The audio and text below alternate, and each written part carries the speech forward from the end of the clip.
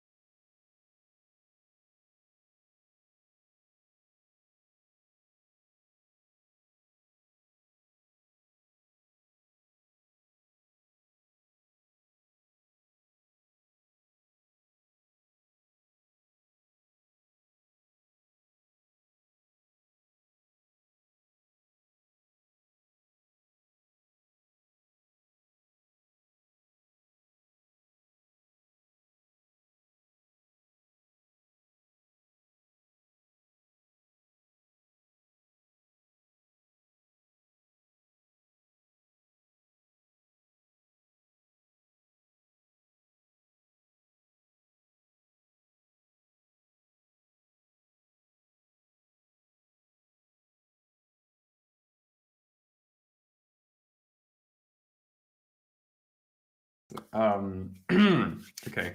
Okay, so I think that we're live.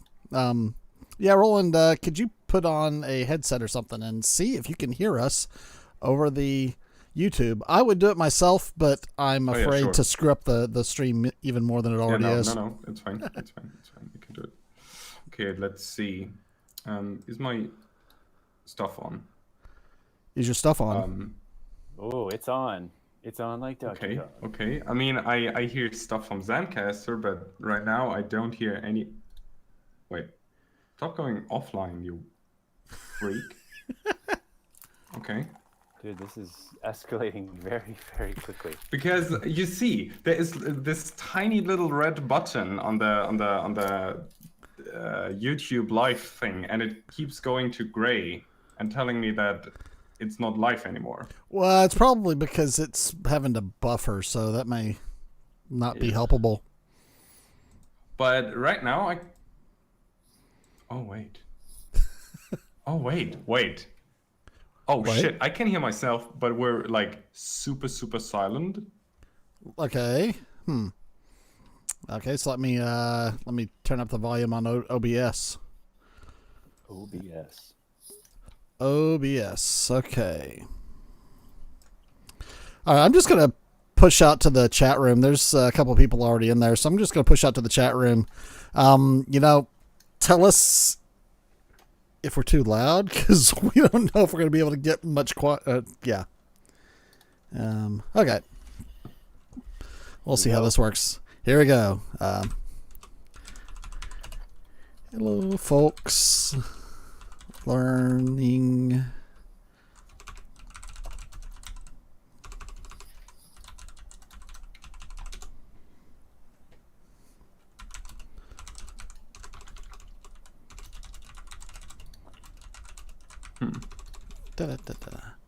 I don't have to type into the little chat room, do I? Because they can probably hear me. So, all right. So anyone who's in the chat room, before we get started with the actual show proper, I apologize if we are too quiet in the live stream. It's interesting. I've got OBS maxed out on the audio feeds. So. Okay. I now got to the part where you said, "Yo, we're live now. Please check it out." It just took very long. Okay. Yeah. Okay. Oh, we are on a 35-second delay now. So. I see. So anything you type into the chat message will be 30 seconds into our future. So. I think that I might need to check out to see about getting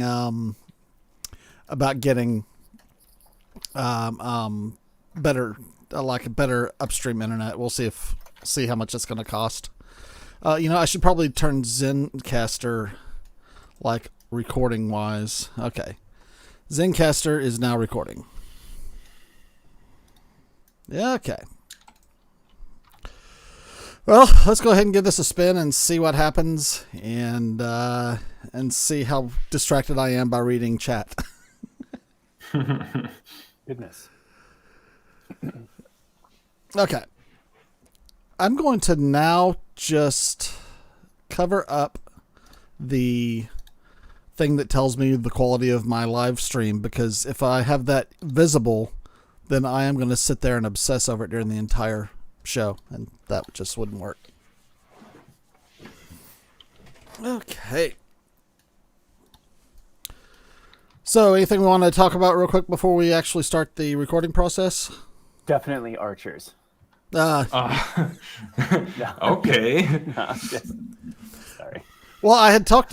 Someone had asked us to talk about stockpiles, so I did a little bit of stockpile fun on my own. So let me actually let the people see my. There we are. I'm following a miner around. Let the people see. Yes, there's a miner being followed around in my Dwarf Fortress game that's going to be running autonomously, and hopefully there won't be like attacks or anything. But okay, all right. Oh, so one of our folks in the room in the chat room says that they hear us loud and clear. So okay, great. Yeah. Fantastic. Just what we wanted. Yes. Fantastic. Thanks, everyone. Okay. I guess I'll do the spiel. Welcome to Dwarf Fortress Roundtable, the podcast for all things dwarfy. Yeah, that's an old chestnut there. The old chestnut. The old chestnut. The podcast that you've come to know and love. Oh, yeah. I'm Jonathan, by the way. Oh. And I'm Roland, by the way. And I'm both Roland and Jonathan. And Tony. I messed that up, guys. That's okay. Anyway, so what's up, guys? It's been a couple weeks. Last week we weren't able to be here because of scheduling and Mother's Day and all that kind of stuff. So, but we are back. Hopefully the folks out there aren't too disappointed that there's not an episode that was dropped last week. And we thank you for your patience. Yes. I need to stop watching my own Dwarf Fortress game playing in the background here. Quit playing the game, let's do the podcast. No, it's tempting. I often spin up whatever fort I'm on when we're recording because otherwise I feel like sometimes I can't remember what I'm supposed to be talking about. Or if I want to look something up, it just, Yeah, it also gets one in the right headspace. It's true, it does. It gets me thinking about what I should be talking about, not archers. Well, I do so as well, but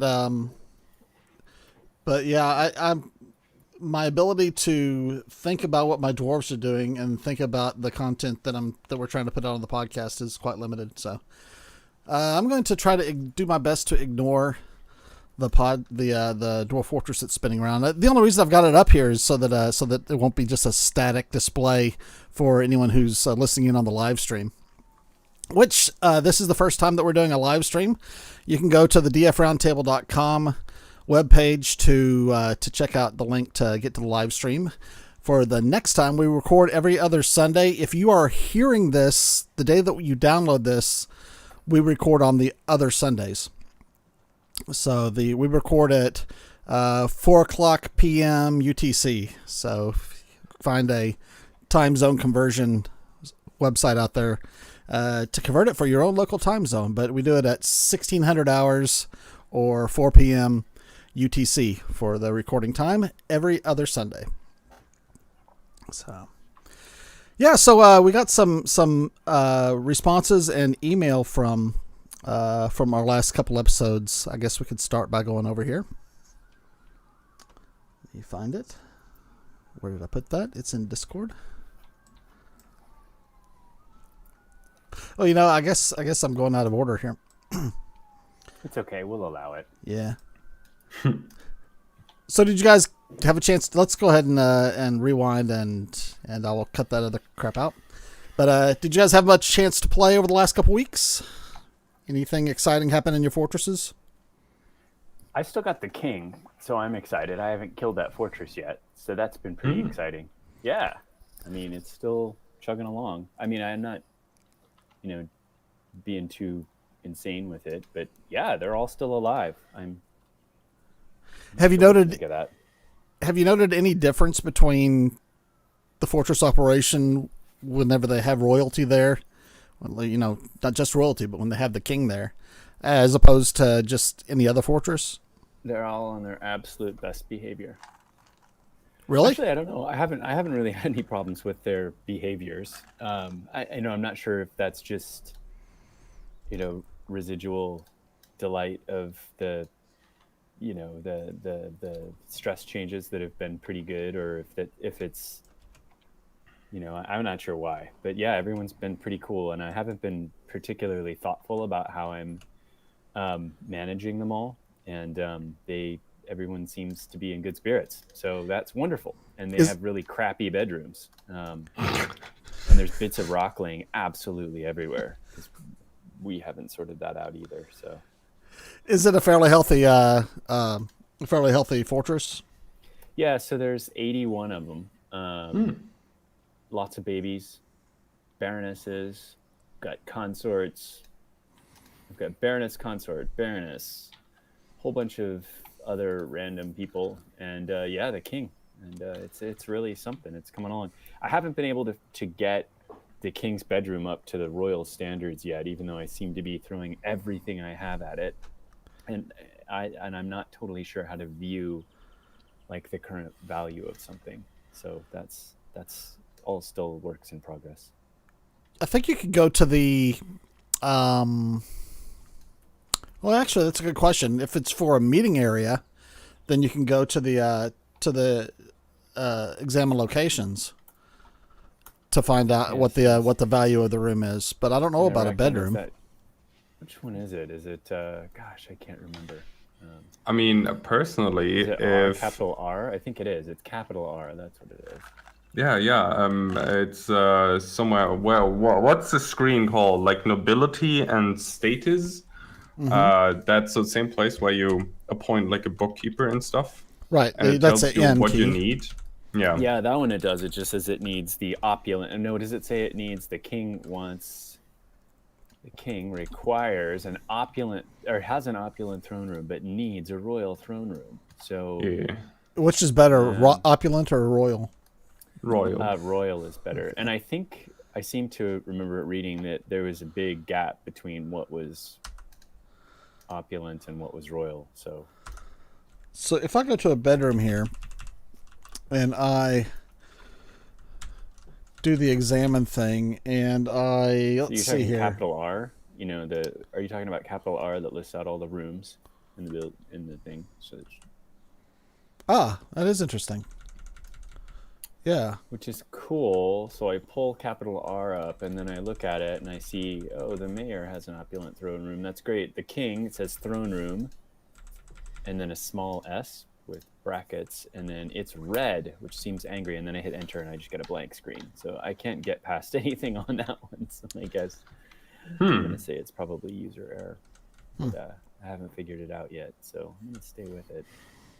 Yeah, I've got the red obviously means that it's an unfulfilled need. Yeah, he's going to be sad. I don't want to lose my kingdom over this, but we'll figure it out. Yeah, view building information. Yeah, and it just has a blank, empty space there.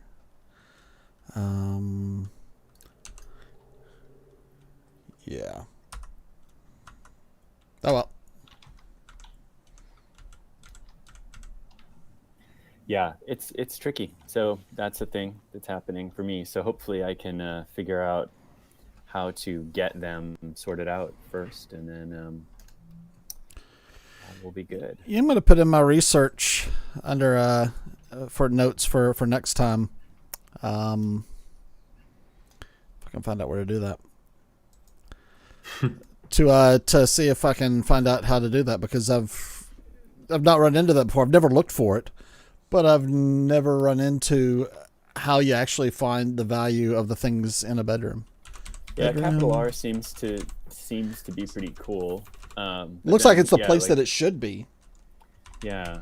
But if you hit a enter to examine, you get a blank screen. you get a blank screen. Yeah. Yeah, brilliant. Awesome. I noted though that at the top of the screen there it says, whenever I hit the enter button, the enter key on one of my unfulfilled offices, it said that it was that it just said bed at the top of the screen. So bed.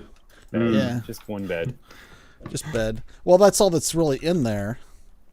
But if I do so it's capital R, and I'm going to page down to see I need meager quarters for my it says this is a mason, but I think that it's actually my bookkeeper. Yeah, you hit enter and it just says bed at the top, like it's like you're looking I feel at like bed. There's so much more here that I've not managed to figure out. Yeah, for our first live stream, we're getting riveting listening while we search. We are. Everyone's probably just like, people are just like reaching for their wallets right now. Quick, throw more money at this podcast. They're delivering great content. This is groundbreaking stuff. Let's listen in real time while they try to figure out basic tasks. How do I build a workshop? Yeah, so it's pretty cool. As I said, I'm really stoked because I've got a king here, and I'm kind of motivated to actually keep this fortress alive.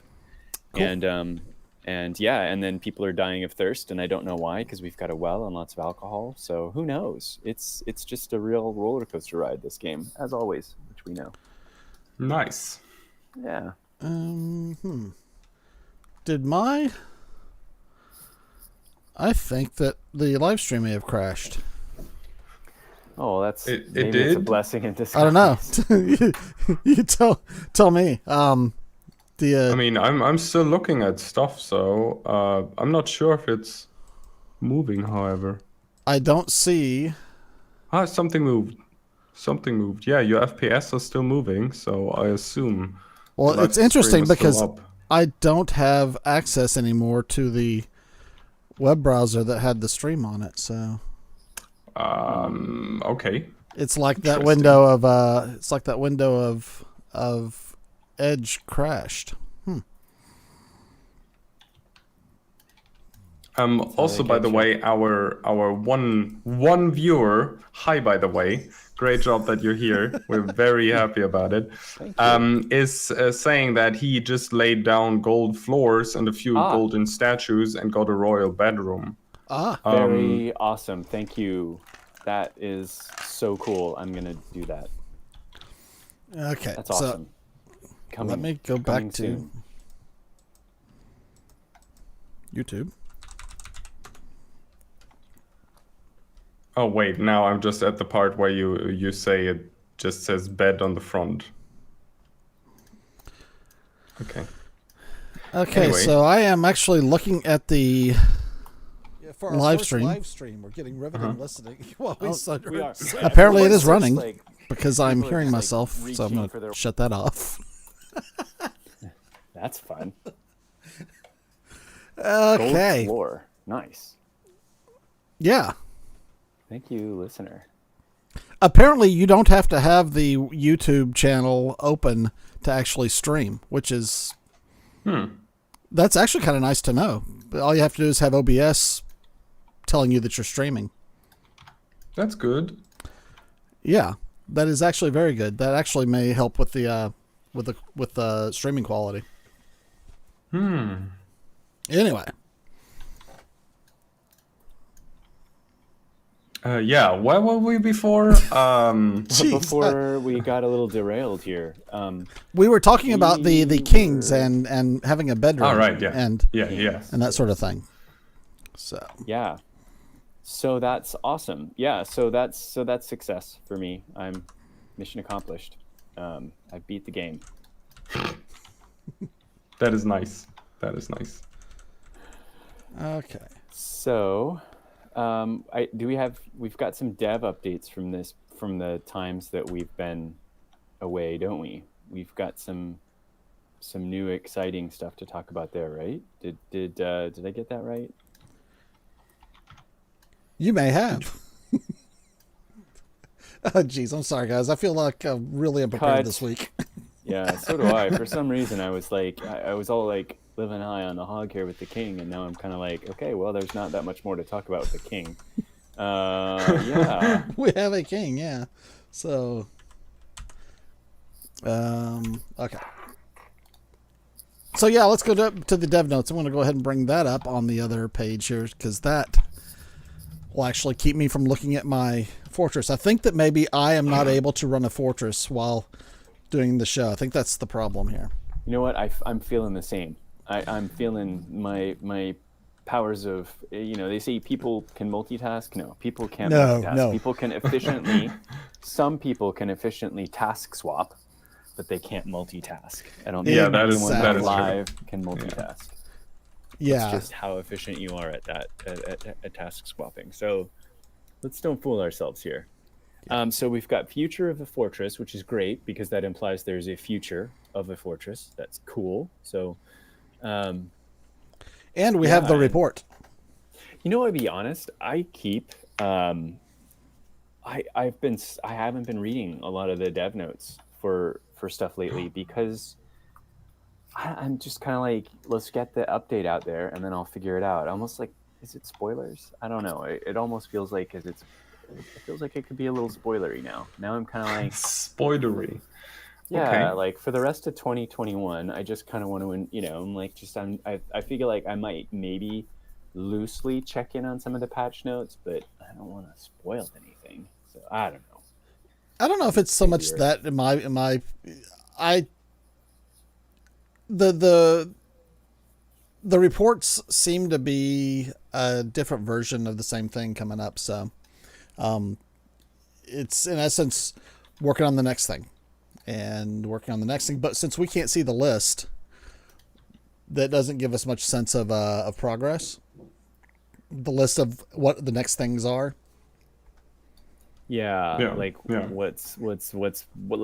a roadmap? Is that what you're kind of saying? Yeah, well, Yeah. at least a roadmap for the Steam release. I'm sure that he has at least something in mind. And I would really like to know if he's actually going to try to get adventure mode converted before Steam comes out. What do you guys get the feeling for that? I feel like that's almost a huge pill to swallow. I feel like there's so much in adventure mode that I don't know. I mean, I feel like there's just a lot more that can go wrong in adventure mode, because if you start, it's like one thing to kind of generate the world and you gotta have it playing in the background, and weird stuff can happen and the player might not see it. And when you're in your fortress, you're pretty much focused on building your fortress. I feel like there's so many more variables of things that he has to worry about to get adventure mode working right. Yeah, sadly, yeah. I wonder if that's even possible in this, but I mean, hey, the guy's kind of like a coding wizard, so you never know what he's going to pull off. I think my point is I really hope that doesn't make it take another 2 years for the release. So. Well, at least he's not talking about putting it on the blockchain, so that's great. How would you apply? Yeah, it would be interesting to see how you would apply blockchain to. That's how the Dwarf Fortress saves should be kept, with a blockchain. Oh, God. You have to buy Dwarf tokens in order to do it, and that's how we're going to fund the game from now on. Non-fungible dwarves. No, thank you. Oh, instead of artifacts, dwarves create NFTs. Exactly. Yeah, that's it. Yeah, that's the future of the fortress. No charge for that advice, Tarn. It's free to you, buddy. There's also the mission status statement, which I enjoy putting electronic dramatic music behind. Oh yeah. So, and Roland, your reading of the fortress for April, I believe that was April, was incredibly wonderful. So I think that you should do it again. Okay. Yes. Sure. All right. Give me a second. Get into character. Report. There's a report. Let me open it. Let me just get my singing voice out. Let me introduce you. Let me drop a beat. Yes. And now for the mission status from Three-Toe, as read by Urist Sadism Spikes. Oh, God. Do you ever get tired of jobs never being finished and of always having to tell your dwarves which labors they are allowed to accomplish? Now all dwarves will pick up the slack. Even children will have menial tasks to perform and keep the fortress running smoothly. All for the call of industry and the greater good. But nothing will be more difficult for those of you that desire greater control over how things get done, for everything will be easier and simpler. Fear not, for change, like death, is the vehicle for a greater rebirth. Congratulations to the generous Three-Toe. That is the portending a big change. Right? I mean, what it's basically saying is that we're going to go from assigning jobs to dwarves to having auto labor. Am I wrong? Is it true auto labor? Is it true auto labor, or is it more like there's like dirt here, and the job assignment is now a bit smoother? because I don't think we get like actual auto labor in the game. Maybe. He does indicate, though, that, and I quote, "Nothing will be more difficult for those of you that desire greater control over how things get done, for everything will be easier and simpler." So yeah, maybe they're going to do that sort of task scheduling thing that some of us do with DF Hack. I'm a big fan of auto labor, and I know we've talked about that before, and that it, I think the cons of auto labor are you don't have dwarves necessarily becoming legendary at making mugs or whatever, because they can make mugs and polish a floor, and it's just kind of tasks just sort of get assigned. But on the other hand, I don't have to use that crappy spreadsheet thing that I hate so much, whatever that app is that everyone loves. That Dwarf Therapist? Wrap my head. Yeah, I can't wrap my head around that thing. Sorry to crap on it. I can't do it. It's too much like work. Yeah. But I get it. Yep. But yeah, so I mean, anything like a happy medium, because sometimes auto labor feels a bit too autopilot, and you do lose some control. But I don't want to be writing word macros for my dwarves. So yeah, a happy medium would be really cool. Yeah, I guess we'll just have to wait and see. Yeah. I mean, maybe they introduce auto labor for menial jobs like cleaning, hauling, stuff like that. But like major jobs where you can actually get skills in, you still have the assignment version, so that you don't have a dwarf that is doing everything but getting legendary in his actual job. Because that would be helpful. Yeah. Yeah, no, agreed.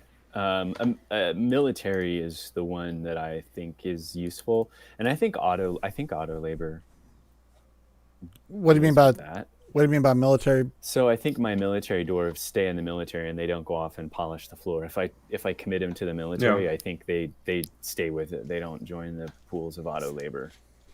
Yeah. I think that's the way. I think there's well, as long as they're on duty, they're not going to go polish the floor. But if I think if they're off duty, they will, though.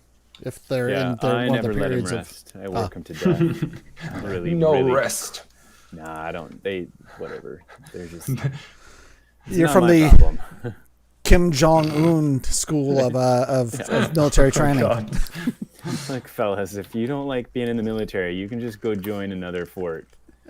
This is not a democracy in this fort. They don't take too kindly to voting and challenging authority. Here, meet my anti-aircraft artillery shell. Yeah. I lock you in a room and you starve to death. It's simple but effective. Beatings will continue until the morale improves. That's the school of thought that I'm going for here. Okay. Right. Wholesome. So we were going to. Yeah, go for it. No, you go ahead, man. No, I was about to ask. I'm intact. I'm in go mode here. I'm in you're here. I'm going to ask all my stupid Dwarf Fortress questions. You guys can answer them for me. That would work. Let's say you've got a robust metal industry. You're very excited about it, but you are confronted with a problem, which is trees are the only way you can fuel your furnace. Because in this fort, I haven't found any coal and I haven't found any lignite. So I guess my options are cut down the trees or try to go find lava. Is there anything I'm missing there, or is that pretty much? You can. That's pretty much it, honestly. Well, but when you say cut down trees, are you including the fungi wood? Because if you go down to the caverns, you can usually get a good supply of fungi wood there, and that burns just like regular wood, right? Yeah, that's correct. Does that does that piss off the elves, the fungi wood, or do they just not care? No, I don't think cutting stuff in the cavern, they don't care about that. They only care about normal above ground trees with actual leaves, Because they're really mad at me for cutting down the trees. And of course, I really don't care about the elves, and I'm not particularly threatened by them. Have you guys ever been beaten by elves? Oh, that's a good question. I Who mean, has lost to the elves? I There was mean, this dream I had.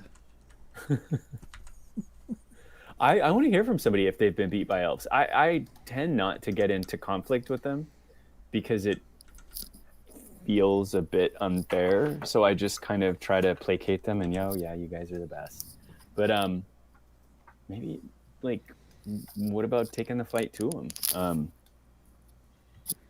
Is that a risk at all? I don't know. I mean, you I've have to avoided the think about one thing, confrontations. though. What's that, Yeah, you Roland? have to. Yeah, you have to think of one thing, which is the elves are really good at taming animals, and especially large animals off screen do a lot of damage simply because their like physical strength is so high. So a war tiger is like a very boring, lame war animal on screen, but if you send it off screen, it suddenly becomes a very ferocious killer machine. And the bigger an animal is, the more terrifying it becomes off screen.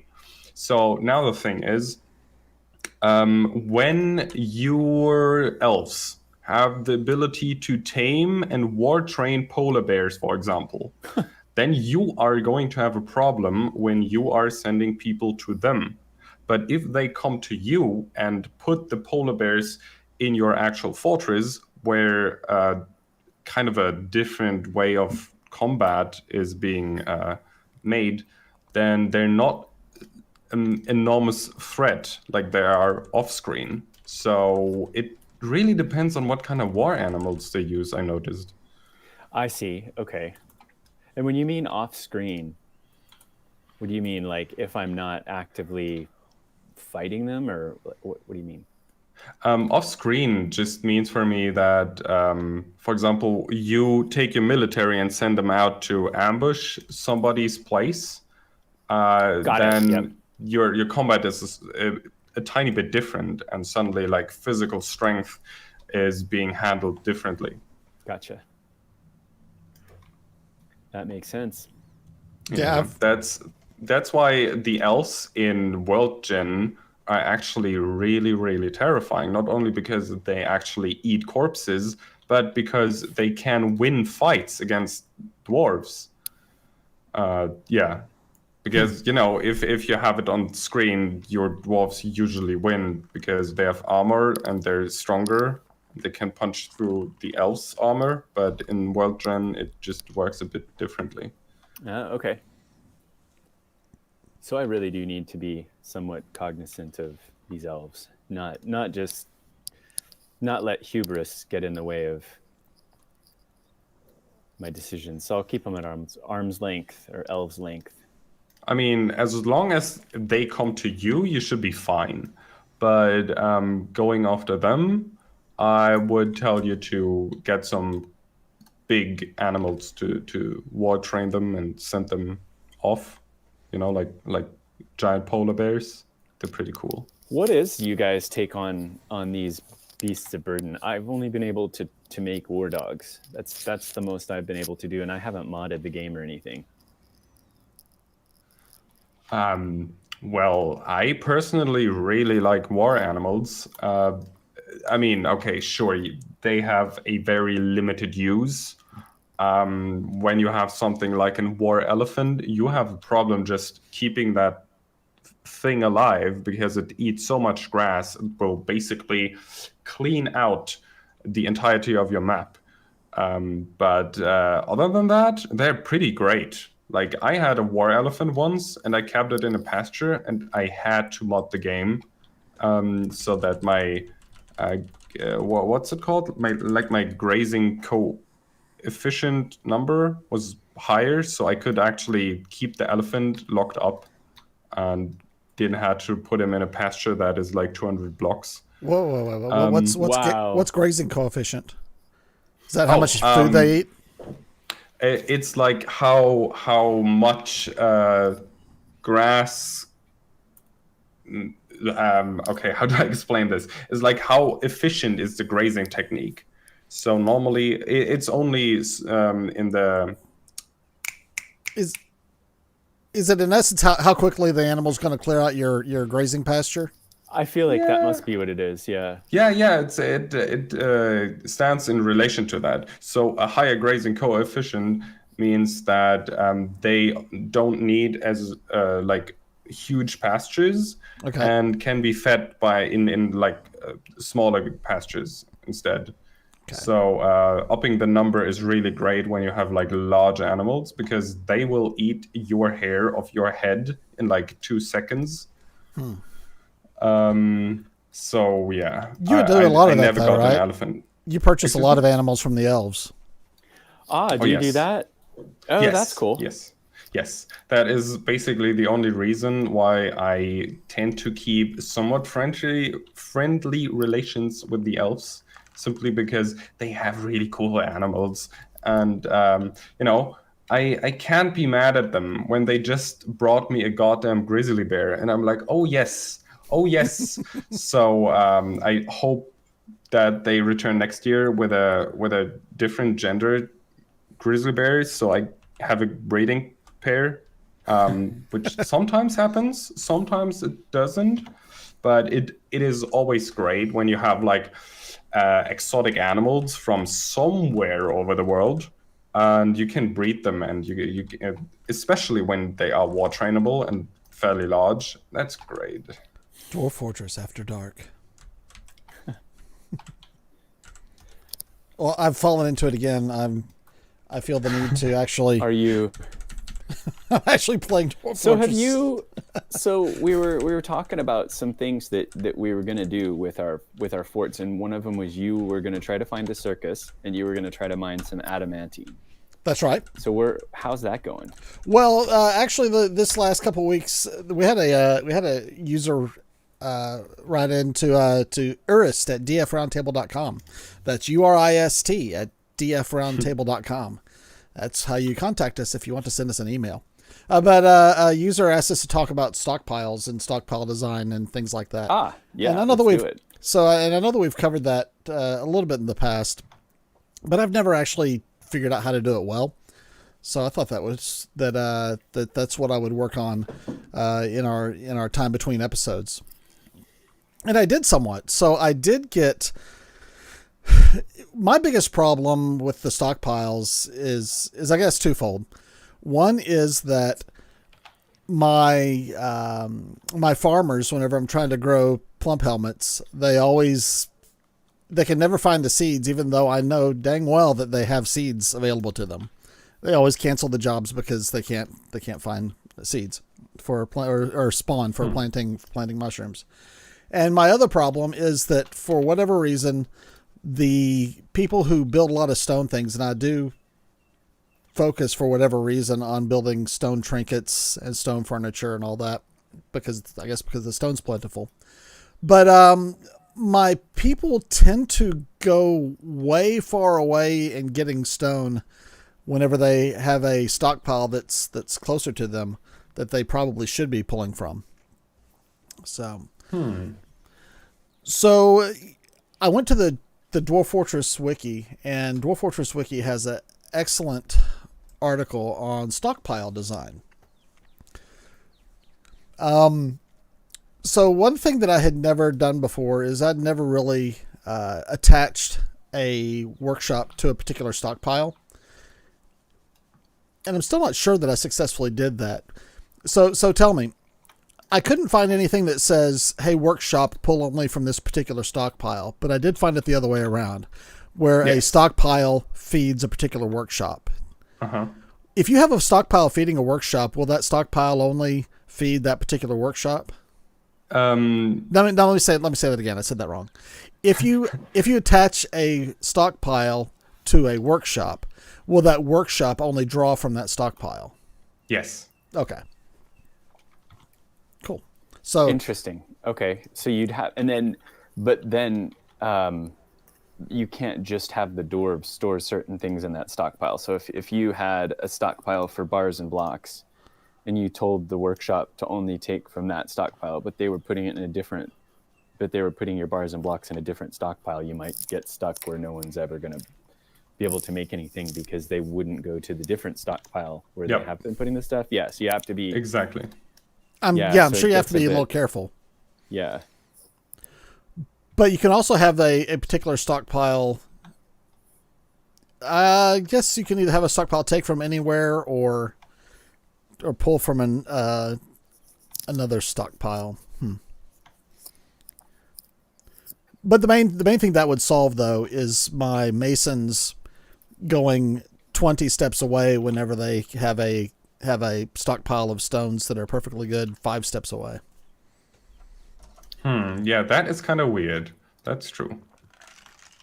Yeah, I haven't gotten too careful with those. So my stockpile strategy is very basic. I tend to just make one. I usually make like one huge warehouse floor, and then I build lots of different stockpiles in that warehouse floor, and then it lets me check on stockpiles really easily, and I don't have to worry that we've run out of food or whatever. And then usually next to the dining room, I make a special stockpile for food, and then I make a special one for alcohol, so I can kind of visually keep tabs on how that stuff's going.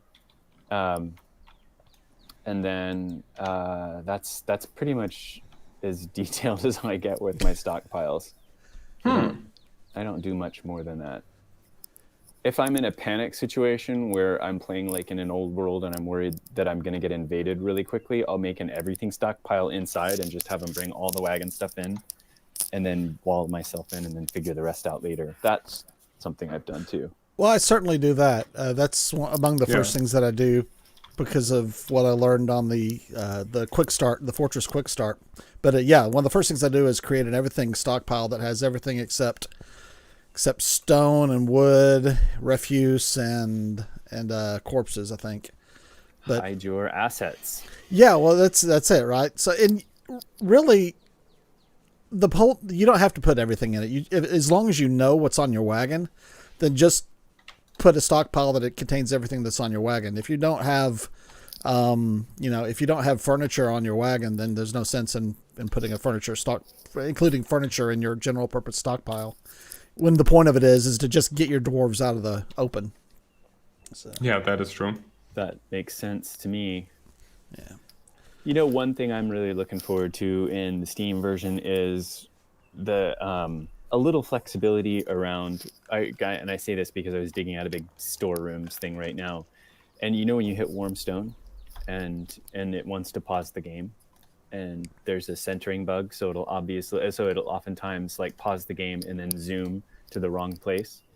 And then if you're doing a big thing, it's like you basically just have to kind of sit and stare off into space while it clears its queue of digging or whatever. That's annoying, and I'm looking forward to that being fixed with Steam release. That seems like something that's probably from like Text Will Be Text or one of the add-ons rather than something bugged in the game. Yeah.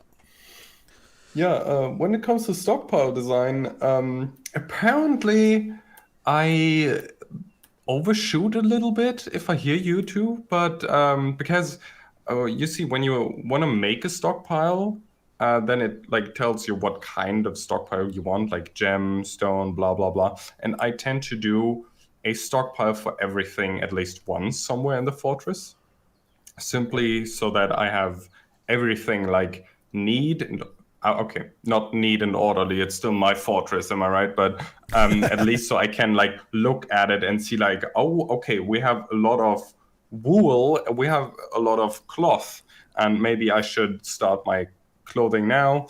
Or wow, these are a lot of seeds. I don't have so many drinks.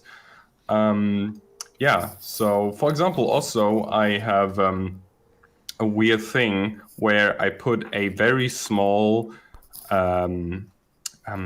drink stockpile into my tavern, simply so that people don't have to run around the entirety of my fortress. Yep, do that too. And agreed. And that thing is always linked with a take from to my main drink stockpile that is up in the kitchen area. And is there a reason why? Is there a particular reason why you? Oh, go ahead. You were about to say the reason. My bad. Yeah, quit interrupting. because the reason is that way, I have a large drink stockpile somewhere else, and my small stockpile is continually being filled with new alcohol whenever something is being emptied. So that's pretty cool. So I have like maybe 4, 5, 6 different barrels of alcohol, and when one runs out, immediately a new job gets queued, so that one dwarf gets up to the kitchen area and gets a new barrel of drink. So that's very practical in my opinion. What else do I do? For example, a furniture stockpile. I really like making furniture, but I don't apparently like putting the furniture into my fortress. So my furniture stockpile is large and always filled to the brim with furniture that I'm not going to use. Yeah, that's probably not how you should play the game, but hey. That's how I make my money, you know? Yeah, but I noticed that like stone furniture is just really heavy, and you can only sell so much before the trader goes like, "No, my pack animals, you're breaking their backs. Please stop." So yeah, that's I should probably sell more, but you I don't know. know. I don't tend to run into that very often. Occasionally I will, but typically I don't run into the problem of having too much for them to carry back out of there. And I do a lot of stone furniture and such. But I've had that problem when I make a lot of stuff out of gold. Like I made a whole bunch of stuff like gold chairs or whatever, gold doors. Yeah. And then they got really mad and we're just like, "Oh, I can't take anything." And I think part of it was that I guess their wagons couldn't reach my site, so they were like lugging stuff in on donkeys or whatever. And so then I cut down a whole bunch of trees and made it easier for them, and then they seemed to be happier. So I don't know if that's a thing that you guys have run into, but interesting.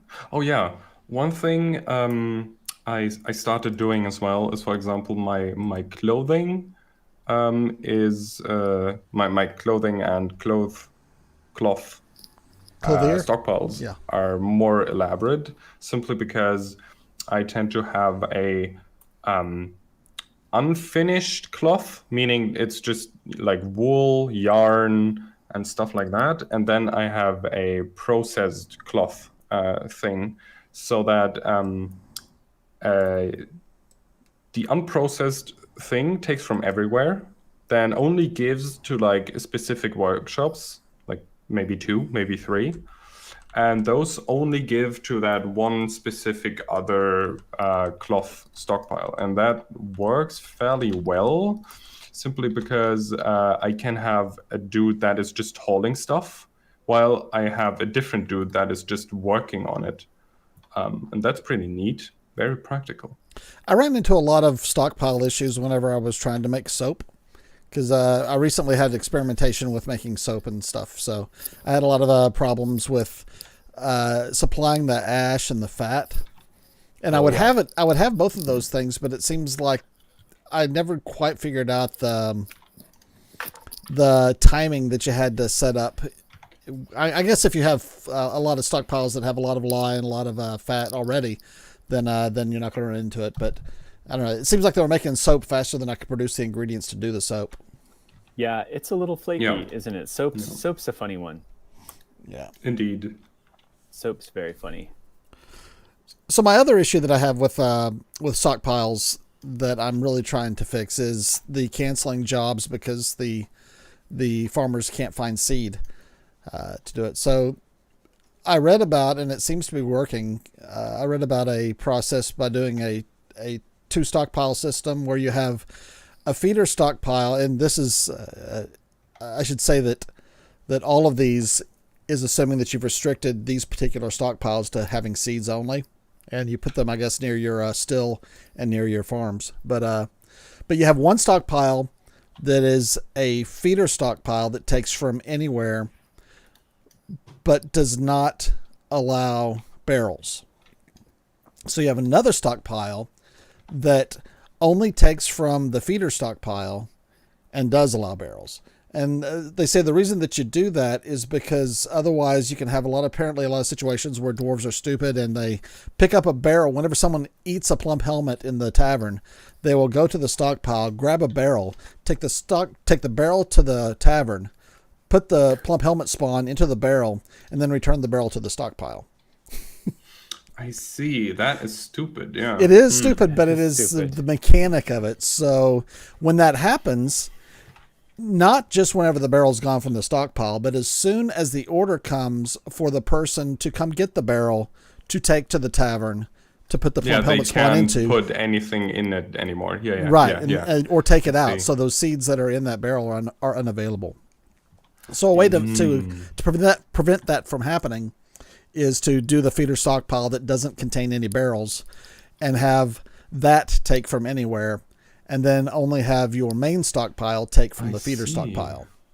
Yeah, That that's way- smart. That's That smart. way, whenever they pick up a barrel to take it, they are never taking it more than a couple steps to the feeder stockpile. Yeah. So Nice. you can Yeah, still have it smart happen dwarves. if the timing's perfect, but it's going to be 2 steps rather than 200 steps to get the barrel down to the tavern. So Smart. yeah. Again, that is on the Dwarf Fortress Wiki's Stockpile Design page, which is really interesting. I always wonder whenever I hear things like that, do you think that's by design or is it just a happy accident? You mean the Happy idiocy of the accident. dwarves? Or an unhappy accident? Yeah. Like, was this the designer's intent? No. For us to do this? I expect it just turned out that way, and Yeah. he's just not gotten around to fixing it. Yeah. Yeah, Because- there's all sorts of funny stuff like that. Yeah. I suspect that by the time that it was, if it's anything like the software that I work around, by the time it was noticed that it was a problem, the procedural code was too well embedded in the system, and changing it would probably break lots of other stuff. So, yeah. That's the truth of software development, isn't it? Well, Yep. we're too far down that road, so we're doing it. Yep. Yeah. Yeah, I keep seeing all these. It looks like there's a lot of stuff changing with stockpiles, and in some of the patch notes that I'm totally not looking at. But it does look like there's a lot of changes around stockpiles and barrels and bins and that kind of thing. So maybe the way that we're thinking about this stuff will change soon, next year, when Steam comes out. I mean, hopefully some glitchiness will be gone, but I think, for example, the whole I can't access this barrel because the dude that is on the other side of the fortress wants to access it. That I can't believe that will vanish simply because it's so deep embedded. So that might be one of those things that stays, but. Yeah. It is a little endearing, I actually. I don't know that I dislike it. It's just like a quirk of dwarves.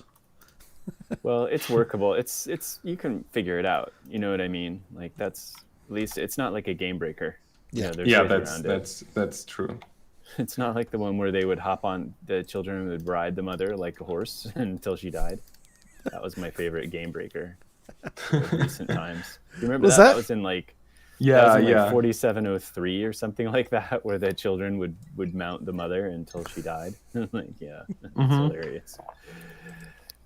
Good times. I think that was not as intended. All right. No. Oh, one of the only things where I really care about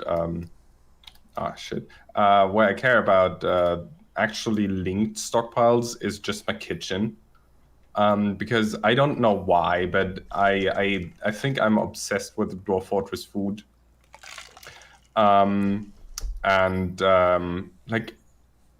The thing about the kitchen is, right, when you want to make a lavish meal, you need several ingredients. And of course, those ingredients have to be pushed to your kitchen.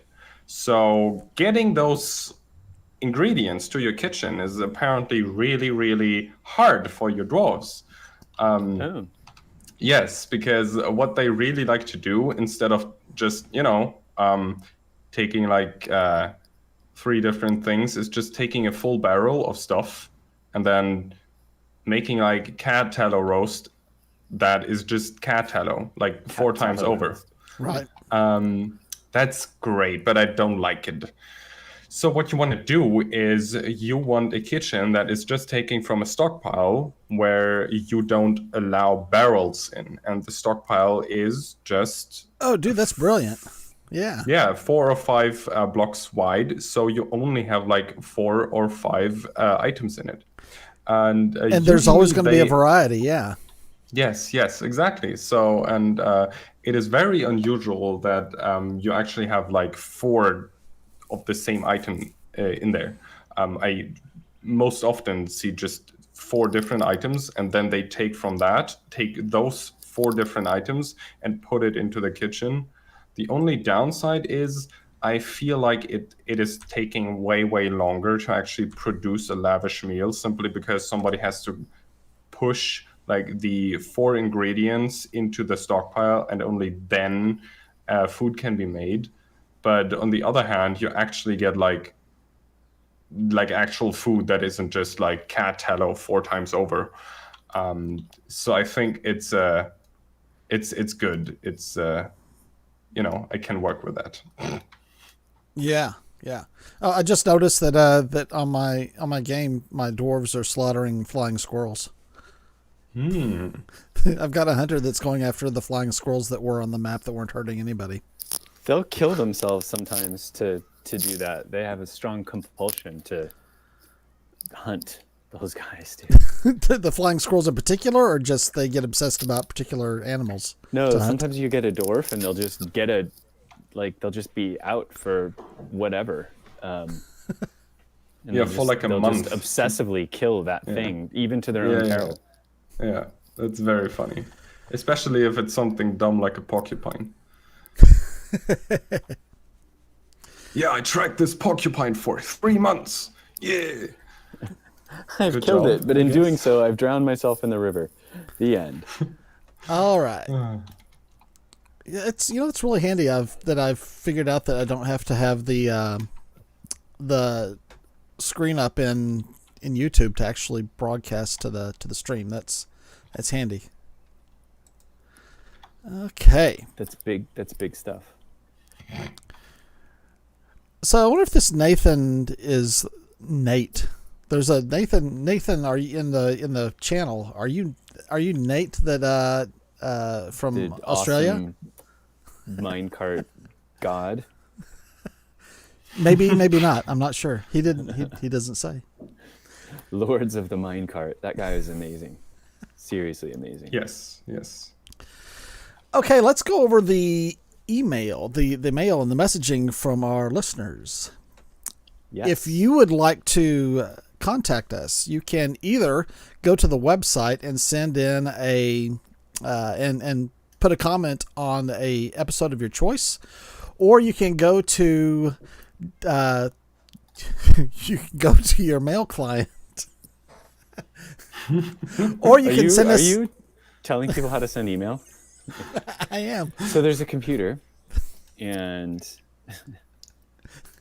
You click on the link. envelope looking picture that's on the bigger picture. You have to start it up first, though. yeah. So first you log into AOL. You've got mail. Oh God, that is so old. Yeah, that's what you're talking to, man. www.aol.com/DwarfFortressRoundtable:we. Anyway, back on track. If you want to High send us an quality email, content. what's that? High quality content. I know, right? Well, you see, the people who are in the chat room here don't realize that this is the way it is every week. I'm just a decent editor. Basically, Oh it's man, podcast shit posting. yeah. Pretty much. Well, that's interesting. He's gone. Am I gone? No.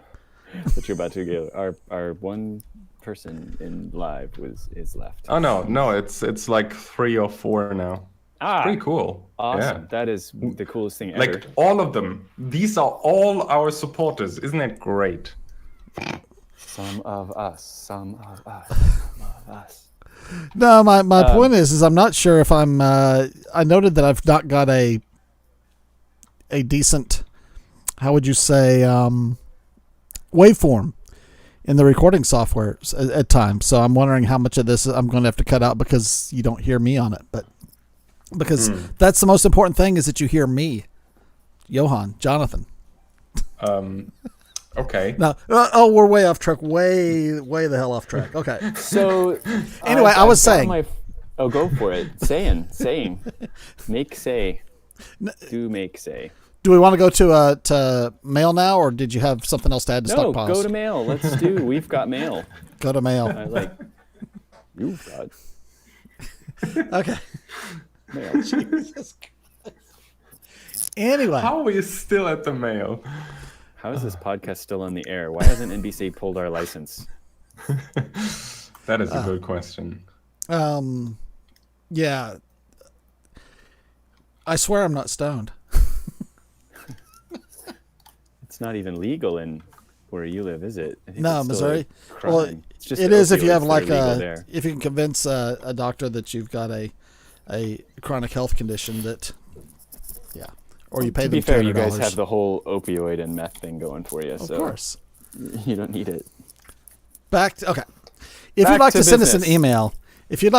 email, you can do so by sending an email to urist@dfroundtable.com. That's urist@dfroundtable.com, and tell us how we've screwed up and made your life miserable by wasting your time with this Hey. podcast. What's that? Now, I said, hey, now. You could also just say something positive, but that's up to you. Yeah, our listeners have actually always been positive, so. And you're going to hear The how. guy who told me my voice sounded like the guy from The Office or whatever, Jared from Silicon Valley. I was like, is that Oh cool? my god. That's a little my ruthless. God. I was like, man, all the things you could have said. Your voice sounds like Rod Serling. Anyway, No, that okay, it does. we've got mail. So Mitchell Peterson wrote in and told us that he enjoys the podcast, and he also, like Tony, or at least I guess Tony, do you play much RimWorld? I know you talk about it often. I've talked about it. I haven't played it for a long time, not since I found the Dwarf Fortress. Yeah, but yeah, Mitchell is one of those folks who has discovered Dwarf Fortress after playing some RimWorld. So he thinks that if you play RimWorld before moving to Dwarf Fortress, the Dwarf Fortress will be easier for you to understand, and it does. I agree with does him. make Probably. sense. Yeah. Absolutely agree with him. Yeah, it's a great way to get a sense of how things work. And what's cool about RimWorld is some of the concepts are a lot easier to get into. It's a much more ruthless game, I think, but the concepts are presented to you in an easier to digest way, and it kind of introduces the concept of stockpiles and workshops and that kind of thing. And that sort of, it micromanagey, but in a positive way, that you don't get with other games. Like if you're playing Apex Legends or whatever, you're probably going to have a hard time with this game. But if you're coming from RimWorld, it's probably going to feel pretty good. Yeah, he also says that he hasn't found it to be that difficult of a game to play. And I wonder, not a difficult game. Dwarf Fortress is not a difficult game. The gameplay itself is not difficult. Getting to where you can move around and navigate is probably the more difficult part of it. So I think what I think is what I'm about to say. What I think is people like to talk about Dwarf Fortress, and they've read that article on Medium or whatever that says it's hard to play, and so they're like, I know something about Dwarf Fortress, and the thing that I know about it is that it's hard to play. yeah, And so people will tell you that it's hard to play, and that is without having ever touched it. And I think it is kind of hard to play if you pull up the ASCII version, and you haven't looked at anything or read anything. I wouldn't say that it holds your hand and guides you, but once you figure out the basics and use some sort of a walkthrough, it's not very complicated. Yeah, no, it's not. Especially if you're like, oh yeah, dwarves need food. farming makes food. Like, the general ideas behind it are fairly simple. The way how to do it, that can be quite elaborate, yeah. So Also, thanks, like, Mitch. the whole layout of the game, like the UI, that is what's hard. Yeah, I mean, and you can make it as hard as you want it to be. Like you can go do that stuff that Nate's doing with minecart shotguns. Yeah, like you can do that, and that's what's awesome. Or you can not, and you can just kind of take it easy and make soap and pat yourself on the back for having solved one of life's most complicated things. And then you feel really good about it, and you're like, I can make soap anytime now. Well, thanks, Mitchell, for sending in the email. And I agree. Charlie Hinton made a comment to one of the episodes, I think it was episode 49 on our website. And he indicates, we were talking about reclaiming objects. Like I was sad that you couldn't just tell it to go out and reclaim every bolt that is on the screen without having to go track them down. And it looks like I may have missed something, which is not surprising. But Charlie indicates that we could, you can use DBC, the command chain, to change forbidden items to claimable, apparently all at once. And it also allows you to designate areas as well as individual objects for reclaiming them. So got to check that out. So I'd love to talk about that with you guys, because I've had some experiences doing that, and I ruined a fortress over it because I think I made too many things claimable. And so I like unforbid everything, including stuff that was like stuck in trees, and then basically all the FPS like ground to a halt and the fortress died because they couldn't get whatever it was from a tree, and I just didn't figure it out in time. I've had some challenges, so I need more information on that one before I know what's going on. Cool. Thanks, Charlie, for sending the email. And finally, this episode, we had a message from Drunk Raccoons. This was in response to episode 50. And Drunk Raccoons says, Dwarf Fortress Rap. It has to happen. That is funny. I think if you're listening, we would love to hear it. Let us know when it's done, and we'd be happy to play it on the podcast. Well, no, I think that has to be German. It's got to be German rap. Oh, no. German. Yeah. No. God, no. Okay. I can't rap, though. You can or can't? No, I can't. I sound terrible. Not with that attitude. No, not for a lack of trying, though. Oh, boy. Okay. So once again, if you want to send an email, send it to urist@dfroundtable.com. That's URIST at dfroundtable.com. You'll hear that address again in the outro.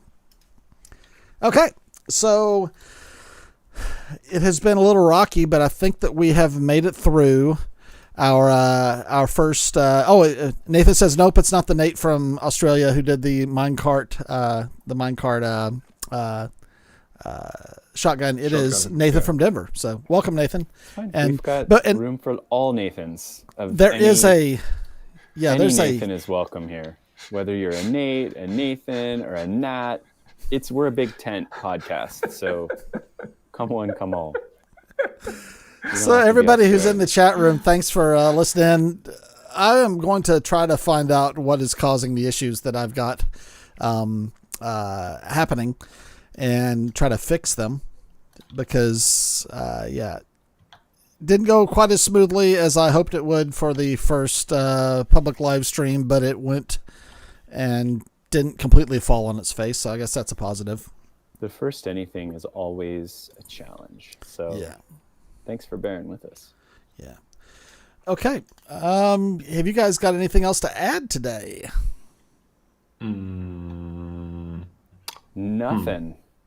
Nothing, but I've got great ideas for our next podcast. We're going to talk about traps. We're going to talk about... Not going to talk about archers. No, traps is a great idea. Yeah, let's put that one traps, on the... We've got some rich stuff to talk about, and I'm playing around with stuff, so we're going to be coming in hot on that one. Yeah, so I don't think we've talked much about traps, really. Oh no, we've So- got a whole world of traps ahead of us here. All right. So our plan for 2 weeks from today is to talk about traps. Yeah, cool. And I want to say, if you have questions or thoughts or things that you'd want us to talk about and research, and I don't know what else I was going to say with that. I felt like there was something there and there wasn't, and it didn't happen. But anyway, yeah, send us questions or thoughts or concerns or whatever about traps, because I think I'd like to make it a good discussion on that. Yeah. And your feedback is welcome. Like anime or dwarven? Anime traps? Let's stick to dwarfs. How about that? I think that'd be a different podcast. It's a big tent podcast. I did say that, but let's keep our focus to this one. Let's don't go that place. But if obviously you want to, that's fine. It's just that's not what we're gonna do here. So if we're talking about fan art, I'm sure there's some anime Dwarf Fortress, or at least I think you should manga. go Google it, or don't. Don't Manga, Google it. manga, Don't manga. Google it. Those three It's not words what you have think radically it different is. meanings. But It's not what you think it is. good lord. Yeah, sorry for that comment. We've done Maybe just edit that out. Oh, I'm sure there's going to be plenty of this episode that's getting edited out. So Ah. there's a lot of